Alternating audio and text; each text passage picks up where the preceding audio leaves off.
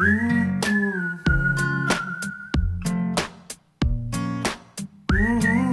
en peine et le cœur rempli de remords. Y a l'amour qui me ment soir après soir. J'essaie quand même d'y croire.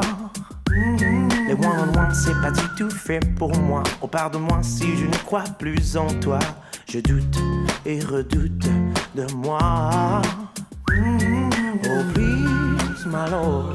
À genoux devant toi, je t'ouvre grand les bras. Oh, please, my lord. J'ai perdu tout espoir, comment faire pour y croire? Ne me laisse pas tomber.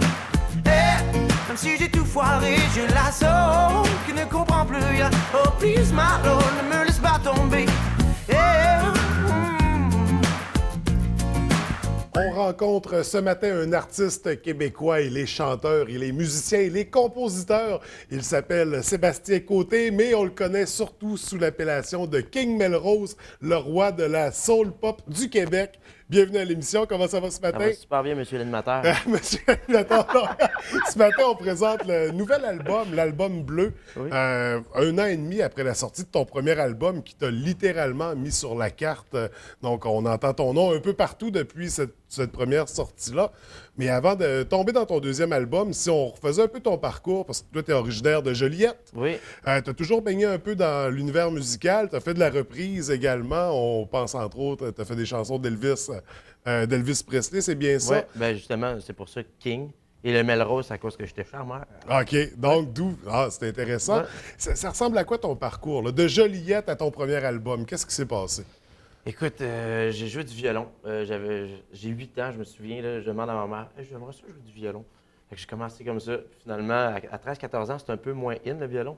Fait que tu changes un peu, j'ai embarqué sur le skate. J'ai un peu lâché toute la musique.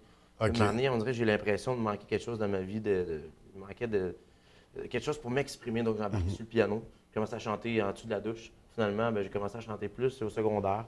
Puis, j'ai chanté un peu à l'école. Là, le monde m'a entendu. Là, en fait, tu devrais faire le cégep en spectacle. Secondaire en spectacle à l'époque. Oui. Ouais, secondaire en spectacle. Puis après ça, là, j'ai pas été vraiment pris, mais justement, je savais qu'il se passait quelque chose. Puis là, j'ai fait des spectacles. Je suis parti à Vancouver, je suis revenu. Il y a une place qui s'appelle La Part des Anges à Joliette, qui m'ont laissé ma place. Je chantais aux tables, je servais aussi. Puis j'ai commencé comme ça, dans le fond, tout simplement en chantant aux tables. Puis là, ils m'ont laissé ma place les jeudis soirs. J'ai fait une première soirée de musique blues. Là, on a starté un petit peu les soirées blues à Joliette. Puis là, j'ai eu des petits contrats par-ci par-là. Donc, j'ai eu des corporatifs, j'ai eu des shows d'un bar, festivals, puis ça a buildé. Et j'ai rencontré Toby Gendron quelques années plus tard. Puis j'ai fait justement les auditions pour pas La Voix, Star Academy. Puis j'ai pas été pris. Puis là, ça m'a fait comme, oh my God, ton orgueil. Là, Ouais. comme, ah. Finalement, j'ai pas été pris. Je me suis remonté un peu les manches. Puis c'est un peu ça aussi dans le deuxième album que je présente. C'est que dans la vie, quand tu tombes, c'est la façon dont tu te remontes les manches. Puis tu fais, OK, je vais avancer, puis je vais foncer. Ouais. Puis c'est un peu ça aussi. J'ai bâti toute ma carrière. Je me suis lancé des défis. Des fois, je me suis planté. Mais je me suis remonté. Puis c'est la manière que je me suis remonté aussi. Puis toute ma carrière, j'ai rencontré les bonnes personnes au bon moment. Je suis chanceux, vraiment. Bien, pour le défi King Melrose, en tout cas, je crois que tu ne t'es pas planté. On le voit avec le succès du premier album. Déjà, la réponse du deuxième est assez surprenante, assez incroyable, donc c'était attendu. Mais on parle de 2 albums dans un intervalle d'1 an et demi. Est-ce que tu es toujours en mode création? Est-ce que... Oui, en fait, j'ai pas le choix parce que je compose pour des artistes, je compose pour, en fait, de plus en plus de monde qui m'écrivent pour hey, tu pourrais-tu me faire une composition justement pour moi? J'ai composé pour Mélissa Bédard, j'ai composé pour Frédéric Baron. Puis Frédéric Baron aussi il est auteur sur mon album qui m'a aidé pour deux chansons magnifiques. Donc, je collabore beaucoup. Puis maintenant, aujourd'hui, je suis capable de dire que j'ai appris à collaborer avec les gens parce qu'on dirait qu'avant, je voulais tout faire tout seul. Ouais. C'est pas vrai que tu peux faire un album tout seul, c'est pas vrai que tu peux te faire connaître tout seul. Donc, c'est pour ça que le fait de collaborer avec des gens, ça m'aide beaucoup. Mais tu en fais déjà pas mal, on va y revenir tout à l'heure, mais comme on mentionne, il y a des collaborateurs qui ont travaillé avec toi. Mais avant, on sait, depuis 1 an et demi, on t'a vu sur différentes scènes au Québec. En fait, on parle d'une soirée sur 3, plus d'une centaine de spectacles par année, ce qui est énorme. Et en plus de la quantité, on parle de la qualité du spectacle, parce que tu es reconnu pour être un artiste très généreux, très présent sur la scène, un performeur. Comment toi, tu te décris comme un showman?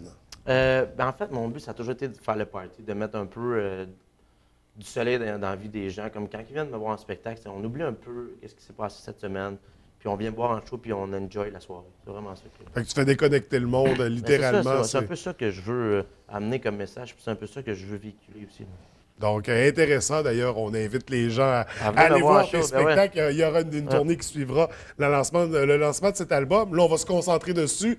Bleu, où est-ce qu'on se situe par rapport au premier album? C'est une belle continuité dans les sons. Justement, juste au niveau sonore, on est plus feutré. On est plus élaboré que le premier album. Je me cherchais un peu, tu sais, je sais pas où est-ce que je voulais m'en aller. J'étais comme, OK, je fais-tu du pop, je fais-tu du manouche un peu plus comme pop? J'étais toujours quand même dans le pop, j'ai toujours baigné un petit peu là-dedans. Mais là, j'ai vraiment fait, je vais faire un album pop soul. Puis je vais vraiment m'assumer là-dedans.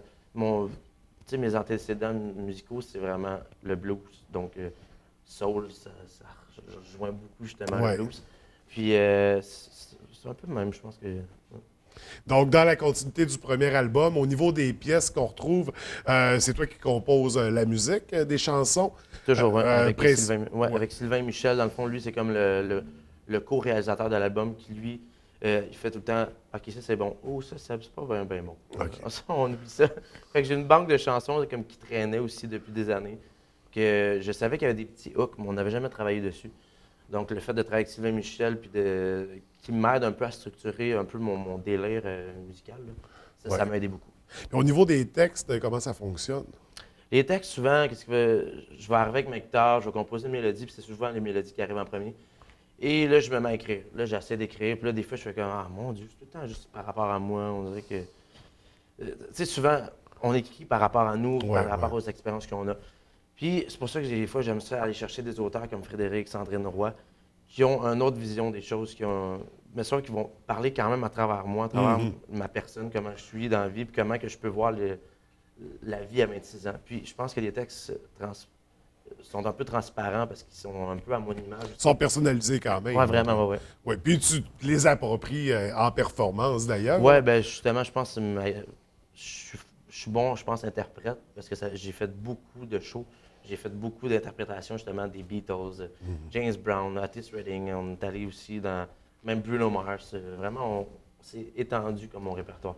Donc, c'est comme ça que j'ai réussi à me faire un peu. D'ailleurs, on mentionne James Brown, c'était dans un contexte, si je ne me trompe pas, avec Grégory Charles, un spectacle particulier. C'était quoi exactement, on a fait ça? 2 hommages. On a fait un à Marvin Gaye, puis on a fait un aussi à James Brown. Puis il savait, en fait, que je faisais déjà des covers. C'est pour ça, je pense, qu'il m'a engagé. Puis ça a tellement bien été. C'est vraiment une maudite belle expérience. Ben, d'être invité à travailler avec Grégory Charles, c'est un bon indice de la qualité de ce qu'on peut offrir au niveau spectacle. Donc, l'album Bleu, au moment où on se parle, c'est en circulation. Le lancement, officiellement, ça a été lancé même cette semaine à Chicoutimi. Comment ça s'est déroulé? Super cool. On a fait une belle promo. À toutes les fois que je descends ici, c'est un bel accueil. Tout le monde est chaleureux. On dirait que, je sais pas, qu'est-ce qui se passe. Ils savent qu'on a fait bien de la route, fait que tout le monde est super accueillant avec nous autres, puis ils nous offrent de la bière, puis en tout cas, c'est le party. Mais c'est du donnant-donnant. Quand le produit, quand le show il est bon, les gens répondent bien aussi. Il faut pas... Ben, c'est le fun. Tu sais, justement, on est accueillis ici, le monde... on veut ça faire souper. Il y a tout le temps comme quelque chose... C'est tellement cool, là. Tu vois pas ça à Montréal. Hey, oh non, c'est souper, pas de souper. Bon, ben écoute, l'invitation est lancée. Vraiment Tu viens de souper chez nous. Oui, on va venir, j'ai apporté ma guitare. Écoute, donc l'album Bleu en circulation, tu as travaillé en collaboration. On a mentionné quelques noms tout à l'heure. Sinon, avec qui tu as travaillé sur cet album-là? Toby Gendron, Sylvain Michel, ça c'est mes 2 partenaires. Dans le fond, on était un trip à 3 un peu sur cet album-là.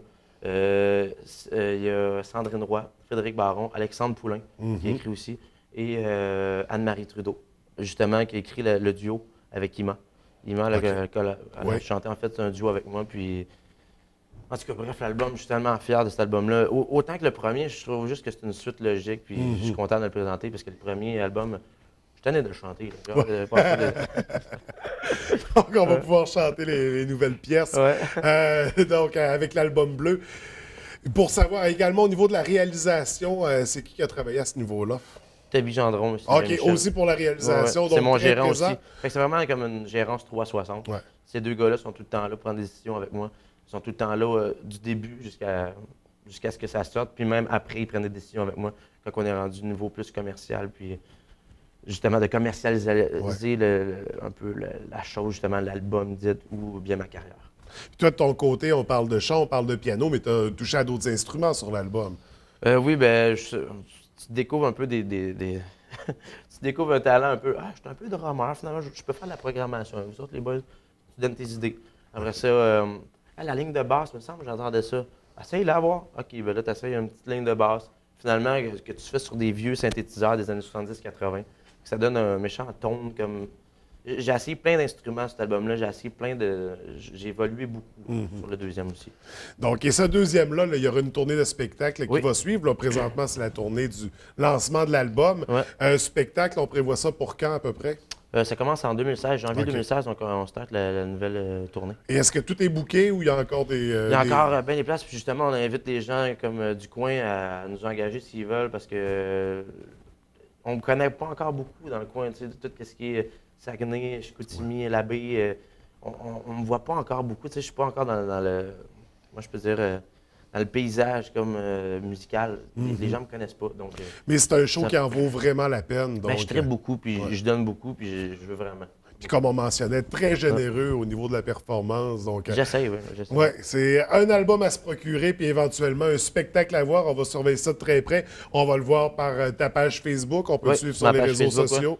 Puis justement, je veux qu'on spread un peu ma page Facebook. Je veux que, Ouais. tu sais, je mets toujours des nouvelles, je mets toujours des vidéos. Puis des vidéos souvent cocasses avec beaucoup d'humour. Je t'invite à regarder, c'est drôle. Ouais, c'est à découvrir. En Ouais. tout cas, j'invite les gens à le faire. Moi-même, je l'ai fait. Donc, écoute, King Melrose ou Sébastien, je ne sais pas comment t'appeler ce matin. Merci, François. Merci, c'est un vrai plaisir. Bonne chance pour la suite. Puis on se revoit pour ton troisième album. Oh yeah. Excellent. Bonne journée. Ne me laisse pas tomber. Même si j'ai tout foiré, j'ai la soul qui ne comprend plus rien. Oh please my Lord, ne me laisse pas tomber. Ne me laisse pas tomber. Même si j'ai tout foiré, j'ai la soul qui ne comprend plus rien. Oh please my Lord, ne me laisse pas tomber.